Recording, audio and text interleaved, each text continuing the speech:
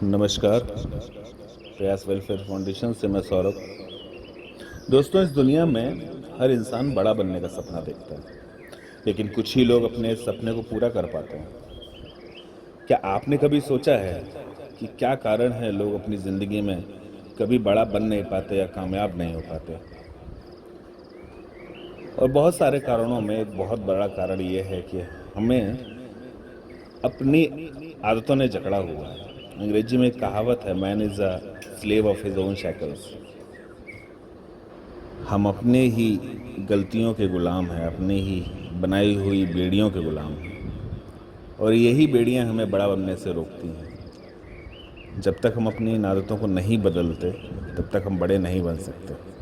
आइए एक कहानी सुनते हैं और इस कहानी के माध्यम से एक आदत को बहुत नज़दीक से और अच्छे से समझते हैं जो हम सब में है।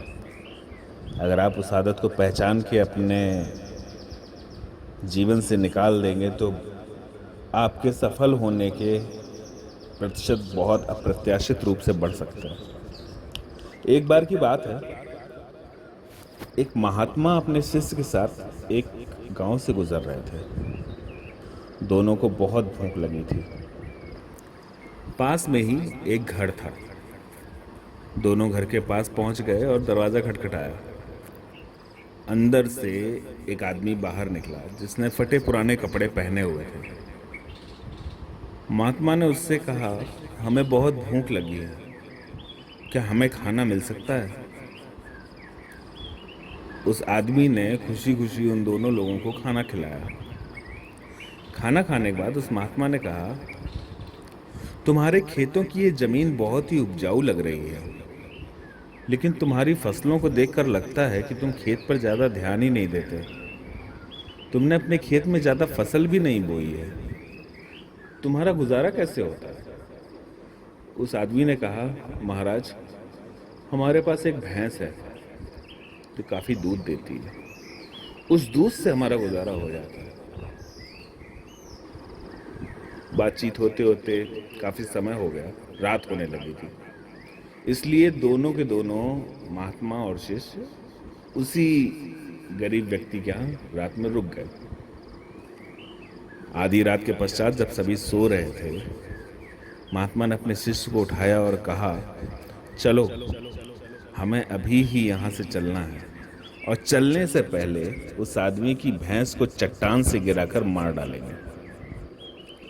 शिष्य को गुरु की इस बात पर यकीन नहीं हो रहा था, लेकिन वह उनकी बात को टाल भी नहीं सकता था।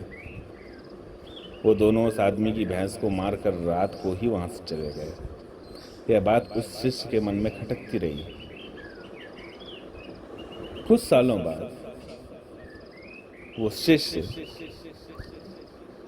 के मन में ये विचार आया कि क्यों ना उस आदमी से मिला जाए और अपनी गलती को सुधारने में मदद की जाए, क्योंकि वो अपने आप को माफ़ नहीं कर पा रहा था कि ये गरीब आदमी की भैंस उसने मार दी। वह शिष्य उस खेत के पास पहुंचा। उसने देखा कि वहाँ खाली पड़े खेत अब फलों के बगीचे में बदल चुके थे। उससे ये लगने ही लगा था कि भैंस के मरने के बाद वह आदमी सब कुछ बेचकर चला गया होगा। यह सोचकर वह वापस लौटने का विचार बना ही रहा था, तभी उसने उस आदमी को देखा। वो आदमी भी बुजुर्ग हो चला था।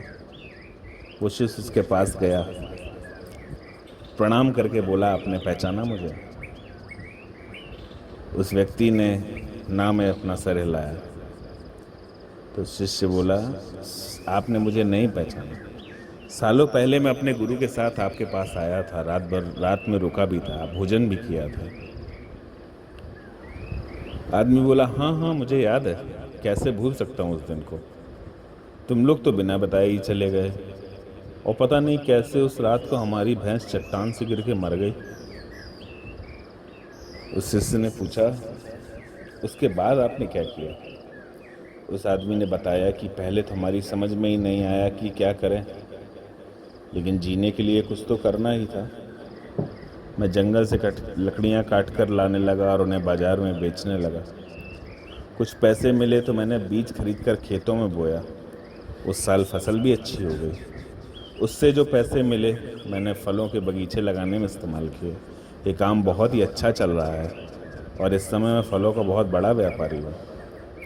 मैं कभी कभी सोचता हूँ कि ये सब कुछ ना हुआ होता, अगर उस रात भैंस की मौत ना हुई होती तो क्या होता। शिष्य ने उससे पूछा, ये काम तो आप पहले भी कर सकते थे। उस आदमी ने कहा, हाँ मैं कर सकता था, लेकिन मेरी ज़िंदगी बिना मेहनत के बहुत आराम से चल रही थी। मुझे कभी लगा ही नहीं कि मैं इतना कुछ कर सकता हूँ। इतनी छोटी सी थी आज की कहानी। अंत में मैं कुछ नहीं कहूँगा आपसे। आप खुद विचार करें कि आपको सफल होने से और आगे बढ़ने से क्या चीज़ रोक रही है, और अगर उस चीज़ को पहचान जाते हैं तो निकाल फेंकिए ऐसी आदतों को अपने जीवन से और नए अध्याय की शुरुआत करिए, क्योंकि इतिहास हमारे और आप जैसे लोगों ने ही लिखे हैं। धन्यवाद।